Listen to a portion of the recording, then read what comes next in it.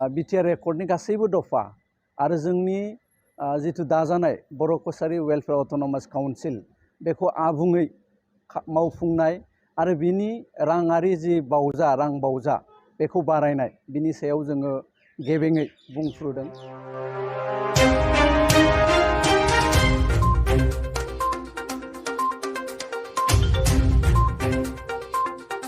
BTR गोरोबथानि गासैबो दफाफोरनि सायाव आबसुजों लोगोसे मोनबा आफादनि सा 12 थान्दैफोरा नर्थ ब्लकनि नखर अनसाय बिफाननि मावख'आव मिरु सोरखारनि बिबानगिरिफोरजों सावरायनाया मैया जोबलांबाय। बे सावरायनायाव गाहायै एबसु एनडिएफबिपि, एनडिएफबिआर, एनडिएफबिएस, इउबिपिअ आफादनि थान्दैफोरा बाहागो लाहैदोंमोन।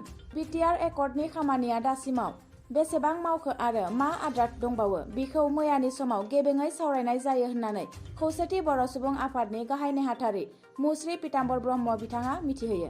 खौसेथि बर' सुबुं आफादनि गाहाय नेहाथारि मुस्रि पीताम्बर ब्रह्म बिथाङा ओरैबायदि फोरमायबावदों दि बिटिआर बायजोनि कार्बि आंलंनि जेंना आरो गामि सोसननाय आरो बिटिआर एकर्डनि गासै दफाफोरखौ आरो बर' कसारी अनसाय गाव हायुङारि खुंथायनि आबुं मावनांगौनि दाबि दैखांदों होनना बुंथिदों। मख'नो गोनांदि सरकारा बिथांमोननि दाबिखौ खम समनि गेजेरावनो मावफुंगोन आरो बिटिआरनि जि आद्रा थानाय खामानि बिखौबो मावफुंगोन होननानै खोथा होदों होननानै फोरमायो पीताम्बर ब्रह्म बिथाङा। मैया बेलासिनि 4 बाजियाव दिल्लीनि नर्थ ब्लक हम एफेयार्सनि मावख'आव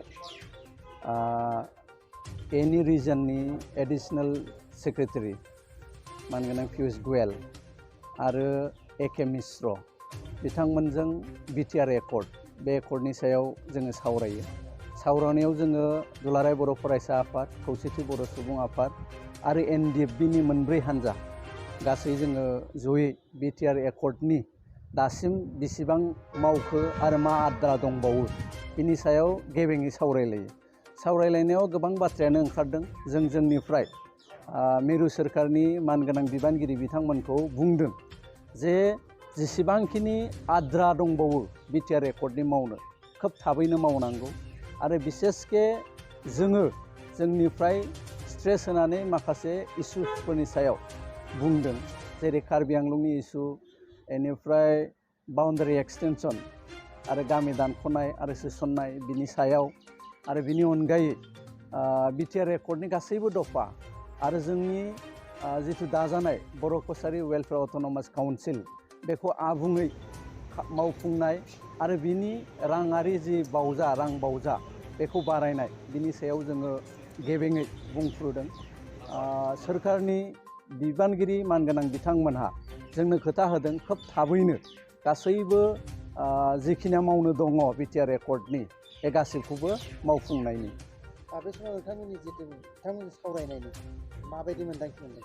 जों जोंनिफ्राय खोब आसाबादि आरो पजिटिभ मोनसे डाइरेक्सनाव थांगोन होननानै जों जोंनिफ्राय सानदों। खारन पियुष गोयलआ गाव खोब इन्टारेस्ट होनानै मैया जोंनि बाथ्राफोरखौ खोनासंदों आरो जिथु मावनो गोनां हाबाफारिफोर बे हाबाफारिफोरखौ लानानै मोनफ्रोमबो सेसनाव मोनफ्रोमबो रायलायनाय गावसिनि अफिसार लेभेलनि सावरायनाय बे सावरायनायाव गाव बाथ्राफोरखौ दैखांबाय थायो होननानै जोङो मैया खोन्थादों आरो जिखिनि मावनांगौ अफिसार्सफोरखौ लानानै मैया बिथांमोना गोबां आयदाफोरनि सायाव गावनि बिबानारिफोरखौ बिबान होदों। जिखिनि बाथ्राखौ स्टेटजों सावरायनानै थिग खालामनांगौ बेफोरखौ सावरायनायनि थाखाय बिथाङा बिथोन होदों।